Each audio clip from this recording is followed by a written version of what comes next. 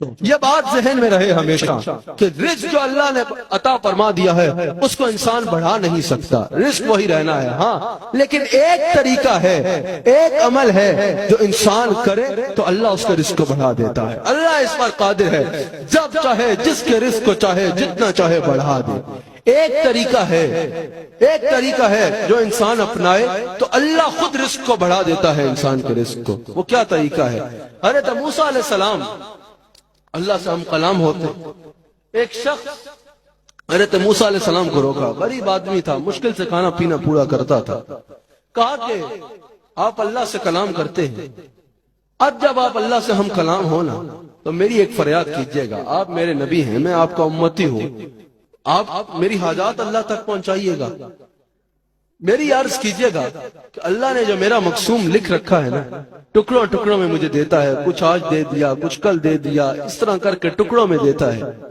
وہ رزق اللہ مجھے ایک ہی بار میں سارا دے دے۔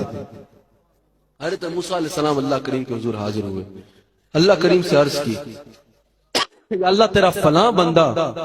تیری بارگاہ میں یوں فریاد کرتا ہے کہ اس کا جتنا رزق ہے اس کو ایک ہی بار میں عطا کر دیا جائے۔ اللہ کا نبی اللہ کے حضور وسیلہ بنے کسی کی فریاد اللہ کا نبی اللہ کے حضور سفارش کرے، یہ کیسے ممکن ہے کہ اس کی دعا رد ہو جائے؟ جب حضرت موسیٰ علیہ السلام نے عرض کی، اللہ نے عرض کو قبول فرما لیا۔ اگلے دن حضرت موسیٰ علیہ السلام اس کے دروازے سے گزرے تو دیکھا کہ اناج کا ڈھیر لگا ہے اس کے دروازے پہ۔ حضرت موسیٰ علیہ السلام نے اللہ کا شکر کیا کہ اللہ نے میری سفارش کو، میری فریاد کو پورا فرمایا اس شخص کے حق میں۔ اگلے دن جب حضرت موسیٰ اس سے اگلے دن وہاں سے گزرے تو دیکھا کہ وہ اناج کا ڈھیر دگنا ہوا ہے۔ حضرت موسیٰ نے اللہ سے عرض کی کہ یا اللہ، میں نے تیرے آگے فریاد کی تھی کہ اس کے رزق ایک ہی بار میں عطا فرما دے اس کو، تو کیا تو نے اس کو قسطوں میں کر دیا تھا کہ اتنا آج دے دوں گا، اتنا کل دے دوں گا، یعنی اتنا زیادہ تھا کہ ایک بار میں وہ سنبھال نہیں سکتا تھا، تو قسطوں میں دے دوں گا؟ اللہ کریم نے فرمایا نہیں موسیٰ، میرا کلیم مجھ سے کوئی کہے آپ میرے آگے کسی کی سفارش کرو اور میں اس کو ٹال دوں، یہ کیسے ممکن ہے؟ جب آپ نے کہا اسی وقت میں نے اس کا سارا رزق اس کے دروازے پہ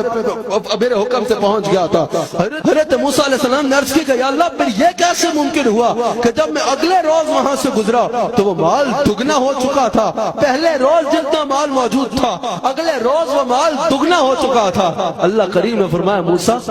اس نے تجارت کسی اور سے نہیں کی، اس نے تجارت مجھ سے کی۔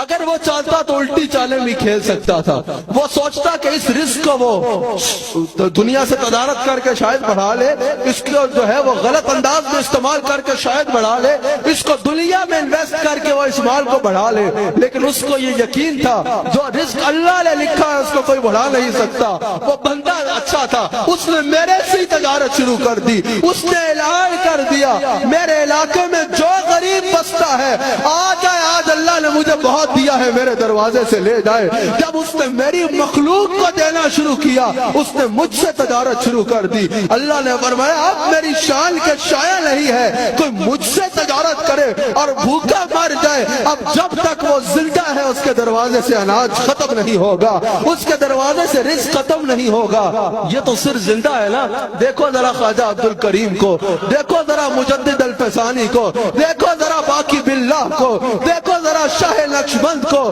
دیکھو ذرا حضرت بایزید کو، دیکھو ذرا